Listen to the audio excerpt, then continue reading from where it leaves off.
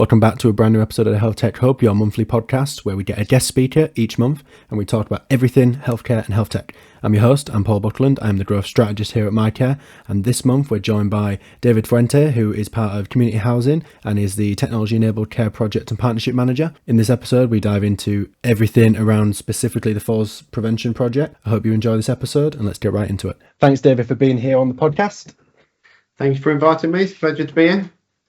Brilliant. So we'll kick into the podcast on kind of a little bit about the background ahead of working with ourselves at MiiCare. So ahead of the falls prevention project and the requirement to find new tech that helps with this, what was the reasoning for reaching out to MiiCare?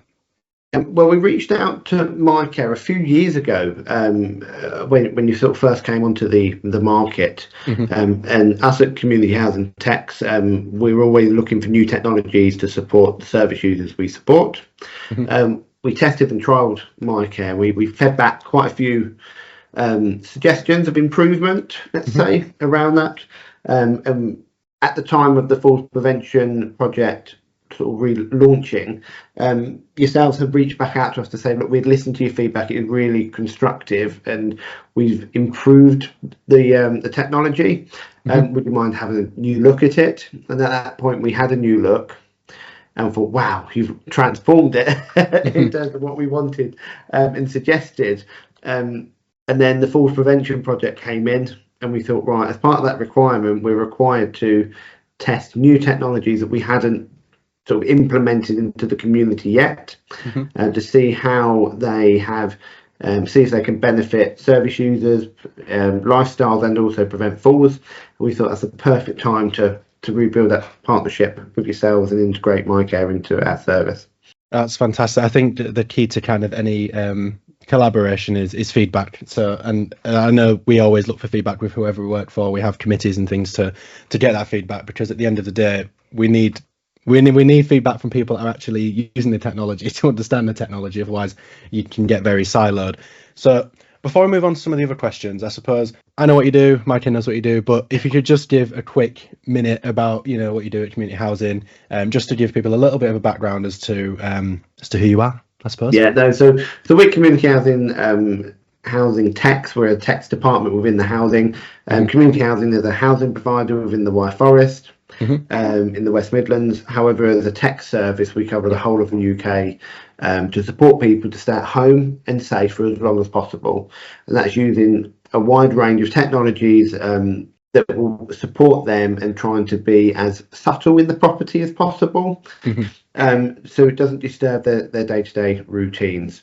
As part of that, we'll work with the service user, supportive networks, social workers, professionals, informal carers, etc., to make sure that package fits everyone. To make sure, again, there's no carer breakdown, there's minimal trips to the hospital. Obviously, we can't prevent someone from falling if there's a medical condition, but what we can do is try and look at the need and just generally keep them safe at home.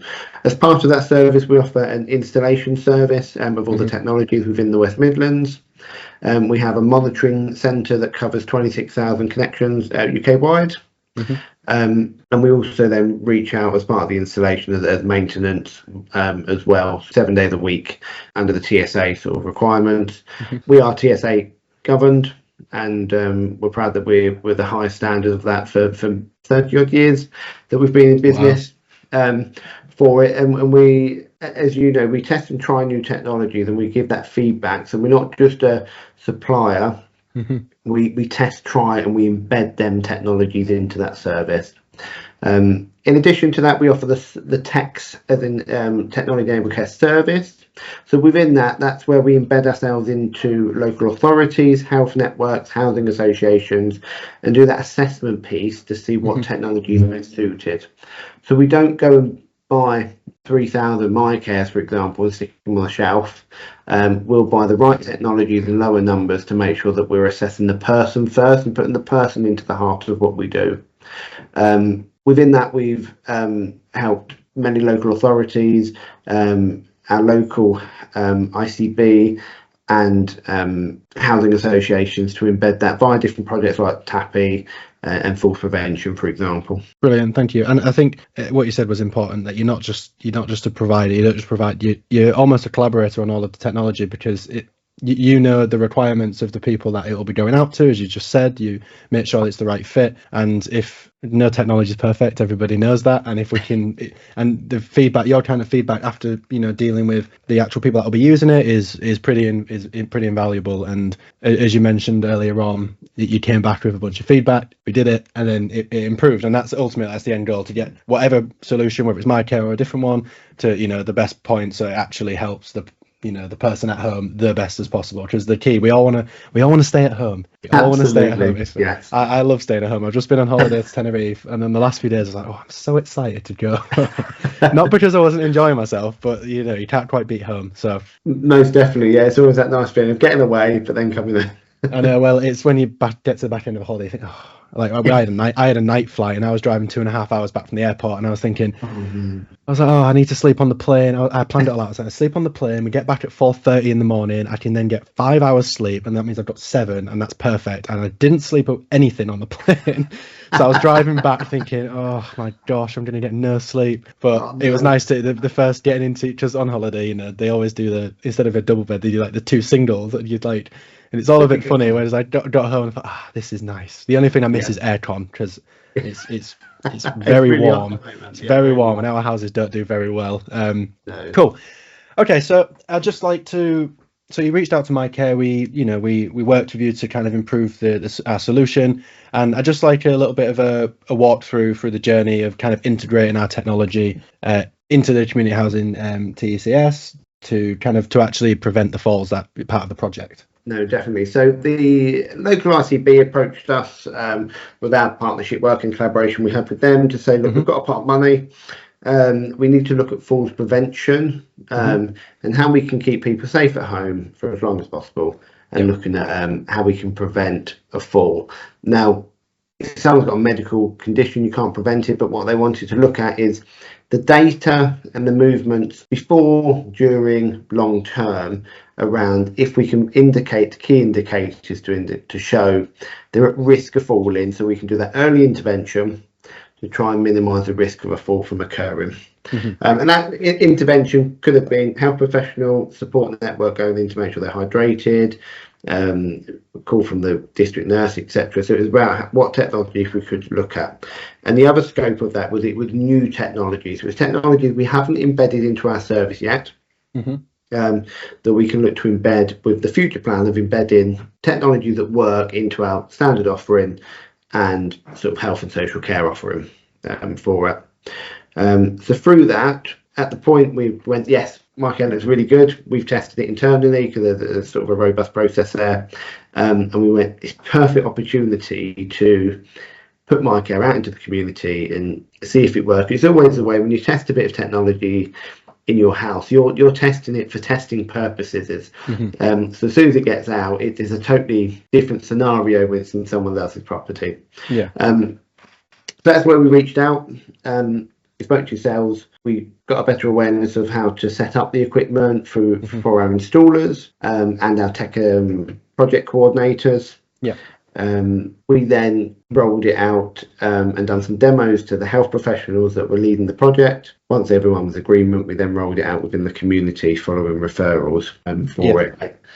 And then we were sort of reviewing it regularly to make sure they were still happy with the technologies, make sure it was working out that process on assessment and installation around who was going to monitor that data through MiiCare, and who was picking up the alerts if there were any learnings.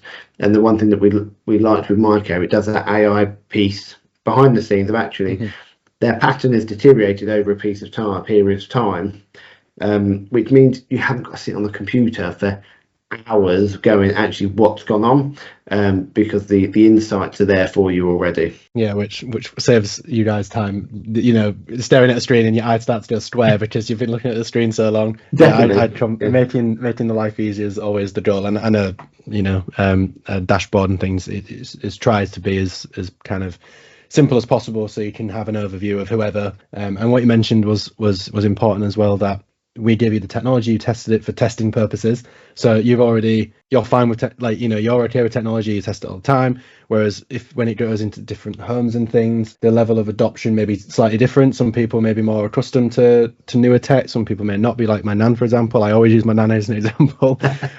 She has a monitor, and she has an Alexa and stuff, and so she's completely used to that. Whereas my other granddad, he went on his phone maybe 30 minutes a day. If you rang him, you had to ring him on the landline. He's not a tech guy, so I can imagine that there'll be different challenges for both of the people to actually get used to Monica and understand actually why she's there, how she's helping you, and to kind of let them know that, yes, she's there to help you, but she's also a companion. She can chat to you, she can do what you want, and understanding how to do that, because some people may not know that you could speak to Monica to an extent, or they may be forgetful. And do you know what I mean? So I think it must be quite interesting from your point of view to see how different people are adopting the software, adopting the solution, or maybe in some cases not adopting it, and why.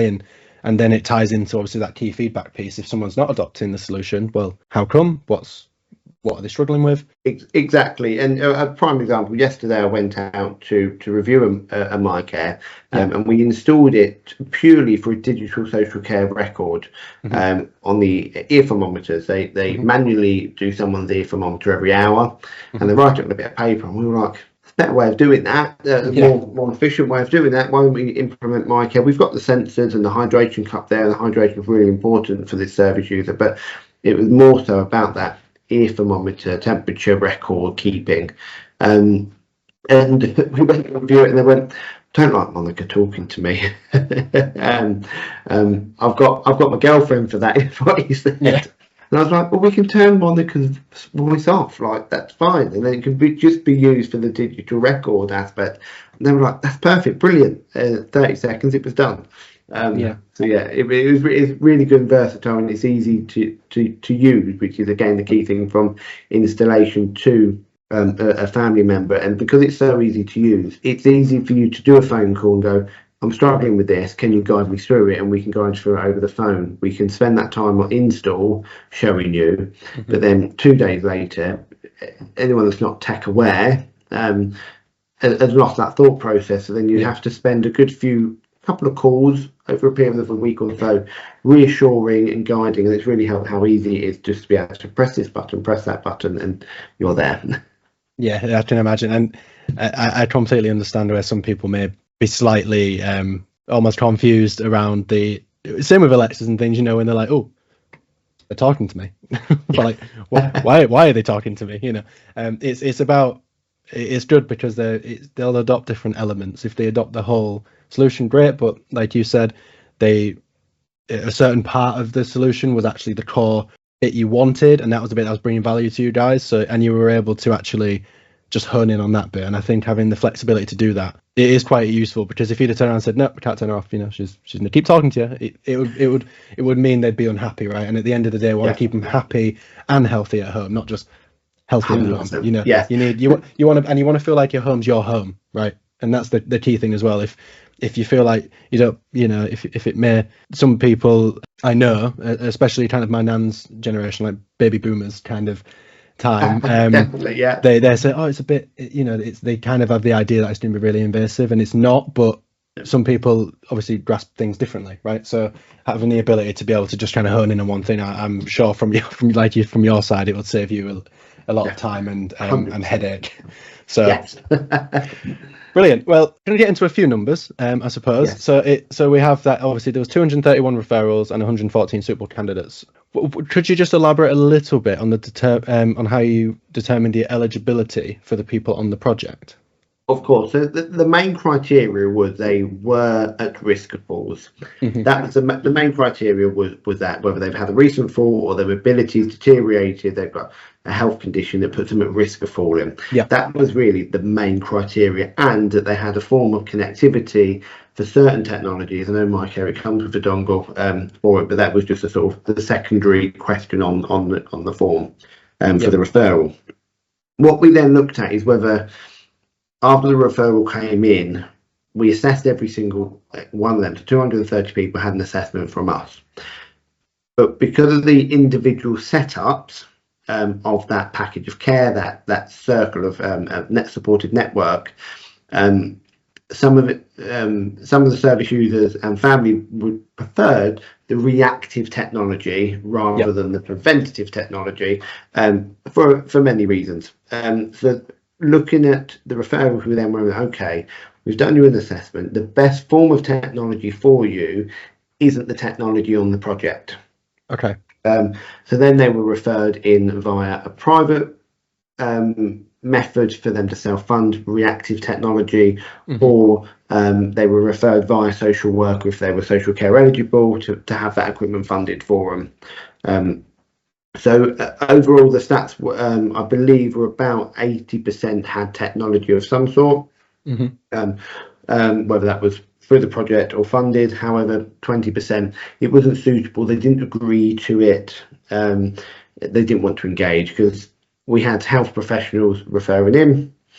3 weeks later, they're like, well, I don't need that. I've actually got fitter, healthier, better, for example. Or there was 24/7 support on site.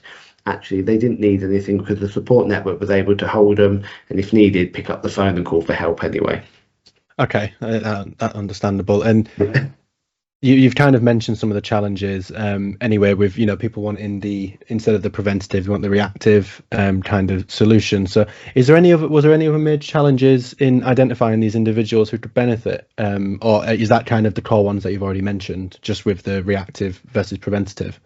So they were the main ones, but the additional challenges that we faced were, one, connectivity. Some people had broadband, it was great. Some people didn't. For the people that didn't, typically they're in a non mobile network area, or high coverage area, because as Worcestershire goes, it's a mixture of town based but also very rural in places as well, and that became then an issue of, actually, we can implement the technology, however we can't get the connectivity for it to work. We would then, rather than saying we can't install it, we would explore the options of whether broadband and connectivity that way was an option. We have a guide to sort of explain to the family supported network that you don't need to go for, let's say, for the 200 mega sort of bytes worth of data via Virgin, for example, or BT. What you need actually is a low data package, because the data that you're going to use it for isn't going to be very much. It's not going to take up much bandwidth. It's only just to be able to put the solution into the home. That's it, definitely. And that's what some supported networks kind of don't understand, the sales aspect of actually what you're buying. You think, I'm going to have broadband, I'm going to have TV, I'm going to have a phone line. Then they're paying £120 a month, for example, and they're like, well, that's extortionate, I don't want it. Where we're aware that if you're on, for example, certain benefits, you can get a really good deal with sort of the likes of BT, for example. So we share that knowledge that we know with our customers to say, actually, we don't say this is the best provider, but we say, actually, go and ask your provider that you're on or that you're looking at, do they offer X, Y, Z to support you? And then potentially we can then re-explore it. For it. The other thing was that people found it too daunting. They didn't want to engage that way. It was all too much. There's a lot of other issues with these service users that are also going on from a health perspective. So they've had their first fall, for example, so they're having a lot of scans, a lot of blood tests, a lot of GP visits, and actually adding on another layer instantly at the same time is mind-blowing for especially the supporting networks. They're like, it's too much. So even though we do offer to be able to do it in stages, we do party installs, we're there to support, sometimes they just say, actually, I want to put it on the back burner for now because I'm already supporting quite heavily. It's kind of saying, let's get this out of the way first, and then you don't want to be too overwhelming, because that can obviously negatively affect health as well, can't it? And the most important thing is making sure that they're healthy as they can be, at least. Definitely, yeah. So again, even though there is a sales element there of upselling the correct technology as a sort of advising, we go, here's our number, you call us when you're ready. We won't now cold call you and chase you. You let us know when you're ready, is our approach. Yeah, and I think that's the best anyway, because when they do call, and you say, okay, great, now let's say for instance it's for a MiiCare, right? They want our solution now, and it goes in, because they've in their mind as well, if someone comes to you, it's different for when if they call you. opposed to the other way around. So they're now almost, the adoption level is probably a little bit higher because they're thinking, yep, I thought about, I want it now, I'm ready, I don't have as much stress or whatever, and I feel like it could benefit me. Obviously, already with you guys already saying, yeah, this is the right solution for you, whether it's MiiCare or something else. And I think that will help because it also puts choice into the users. Obviously, there's always choice, but it puts even more control in their hands and makes them feel like they're kind of steering the ship a little bit, which I think some situations, as you've mentioned, if you're already, if they've had a fall and now they're going to all of these different places and things, and they're being told, you have this, you need to go for here for this blood test, or you're getting pulled in a lot of directions, whereas them coming to you saying, yep, I want that, it's probably quite empowering for them, to an extent, saying, yes, this will benefit me. Definitely. And like you say, them coming to us, the engagement's there, so they're already part of the way onboarded from that technology, and the willingness again to learn, embed is on its way. I think for Monica, for example, it's not you put it in and obviously she'll start working and things, but because she learns to understand your routine, she learns what you like, don't like in things, the relationship continues to build. So engagement may start off a little bit lower, but as she starts to maybe pick up on some of your funny habits, or I'm vegetarian, so she may be recommending me vegetarian dishes, or something like that, you start to think, oh, actually, yeah, she's all right. She's got a few golden nuggets in there that I quite like. Or my nan loves Elvis, so she puts Elvis radio on. She's like, Monica, put Elvis radio on, and it's blasting through the house. Okay. Whereas before, she didn't, at the beginning, she didn't know that fully what she was able to do. She just thought, okay, we're going to put the cube in. She's going to test it, and it's somebody there because she was recently widowed. So it's more the fact when she comes in, she's greeted. She isn't coming into a cold home; she's coming into a warmer home because there's a voice coming back to you, right? Because she said the massive, it was they were together 40 odd years, and the massive change was like kind of coming through the door, and it's just silence. Yeah. So whereas Monica at least brightens up the room a little bit, but she didn't know all of the other capabilities, so now she uses her for all sorts of things. She uses her for recipes that she can do in the air fryer because she doesn't want to cook, and things like that. So and that gets picked up over time, and that's what we explain to our customers. It's a journey you're going on now with MiiCare.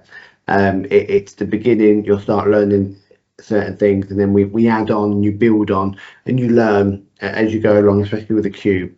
Again, for us, it's a point of, in the morning, Monica understands if you've had a bad night, actually, are you okay? Let's do your health readings, for example. Go and have a drink regularly because you haven't picked up your hydration cup. And like you say, like your nan, it's that morning greeting that warms up that room. Definitely. Which is really good. So we've got a little bit about who you are, what you've done, what the project was, all of the challenges, all of the frustrations and things. So we've already touched on it a little bit, how the collaboration was almost, it was between tech providers and yourself, for example, was crucial for kind of a successful implementation, getting it to the stage where you guys were like, yeah, this will really benefit the people we're kind of putting it into the homes of. What were some of the lessons, do you think, that were kind of learned from the close collaboration with the provider and yourselves? So what are some of the takeaways that you can kind of look back on and say, if you were to do it again, you would already kind of know because of that, relationship? Yeah, one of the things we took away from the project as a whole is that testing new technologies that we haven't already embedded. So our process is we would test it in our own homes as a tester. We would then get a couple of service users and get them to test it in their own home. With this project, what we've done is we agreed that we get new technologies we knew about, we tested very quickly in our own homes as such, as part of our test network, and we'd go en masse in terms of 10 to 20 units and go and put them in people's homes, where normally we'd have to do a couple and sort of gradually then increase that.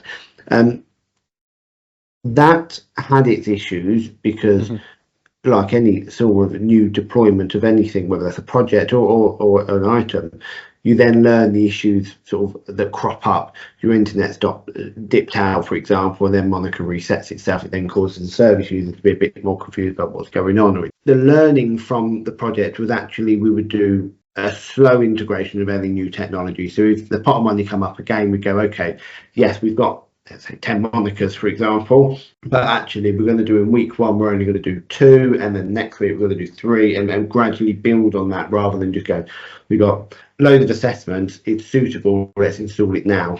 because that's what it was. We were assessing, we had the stock in our cars as such. We were then installing at the same time and showing the service users and supporting that with how to use it there and then catching up sort of as we go through the project. So there's definitely integrating any new technologies en masse is a learning curve as a whole.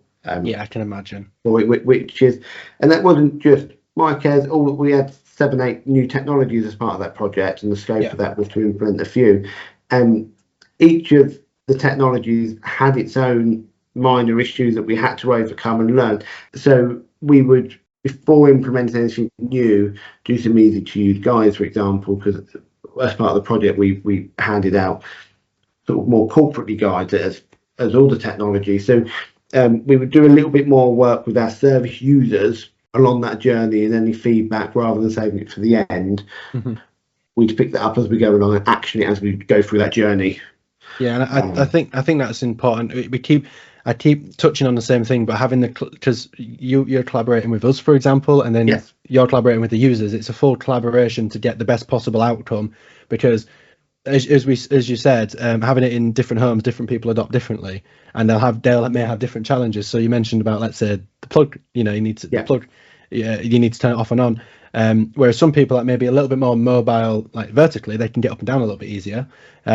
It wouldn't be much of a problem. But somebody who struggles to get down, like my nan, if the plug's on the floor, she'll get there, but it'll take her a while.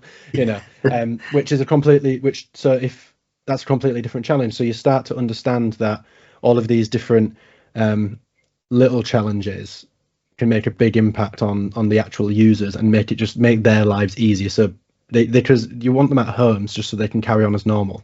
They can if they can do whatever they want. If they want to watch, the chase all day on TV, fine, they can. Or if they want to sit in the garden or do whatever they want. It's about making sure that they can do what they want, and their life isn't, as you said, it's not an invasive change. They can, Monica's there. She'll talk to you if you want to. She'll just remind you to make sure that your health is okay, and she'll also understand that if something's, like you said, if she's not sleeping properly or she's going to the toilet maybe a few times, they say, oh, let's you guys know, let's just, the people know, right, this is abnormal, just so, and it kind of the preventative approach. So kind of at the end of the project, and you'll be continuing to work with new solutions and things.